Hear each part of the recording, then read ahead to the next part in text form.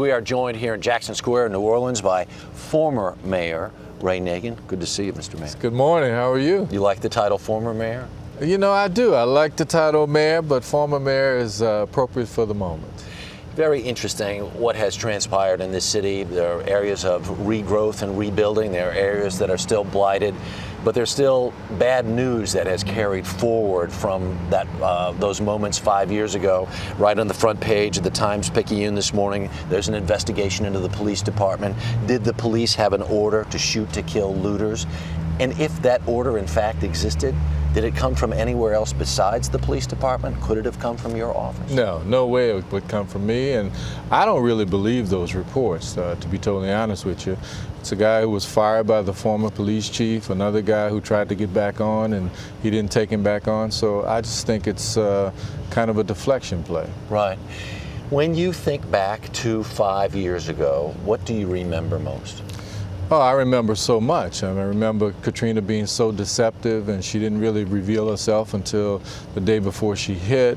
I remember the Superdome, the Convention Center, General Honore, you know, us struggling tremendously. Do you have nights when you are trying to go to sleep at night and you think, I woulda, I coulda, I shoulda?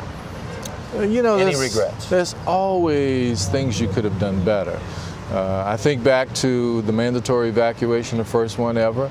It was an 8-hour window where I probably could have called it a little bit earlier. It was at night, so I'm not sure how effective it would have been. And then just the lobbying, the money flowing through the state has really hampered us. I wish it had came direct, just like it went to New York after 9/11. Right. Some people look at you and they see you as a hero. Others look at you and they say, he was not the guy we needed in the time when we needed a hero most. How does that rest on your shoulders? You know, I think it's fine. I mean, you know, I was in a situation where regardless of what I did, I was going to be criticized. So I think over time, as people look at the facts and look at where this city are, I think it's going to work out. And in this 5 years anniversary, is there a single thing you feel strongest about? A single thing you feel most proud of?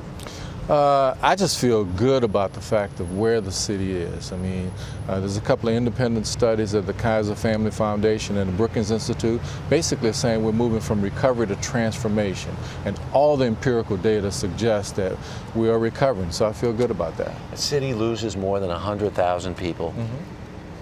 Do you see those 100,000, maybe it's not them, maybe it's not the people who left, maybe it's new people. Do you see that the population growing again to a point where it was pre-Katrina? It's all about housing. As the housing continues to come online, in 2009, the census had us as the fastest growing city in America. We grew 8%. That trend will continue as the housing continues to come online.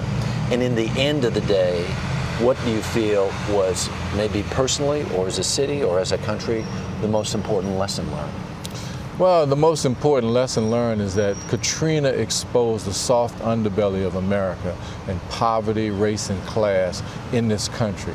And I think it forced us to deal with that at a level that we wouldn't necessarily deal with. And we're still struggling with it, don't get me wrong. The Road Home program just got a federal judge that said it was discriminatory.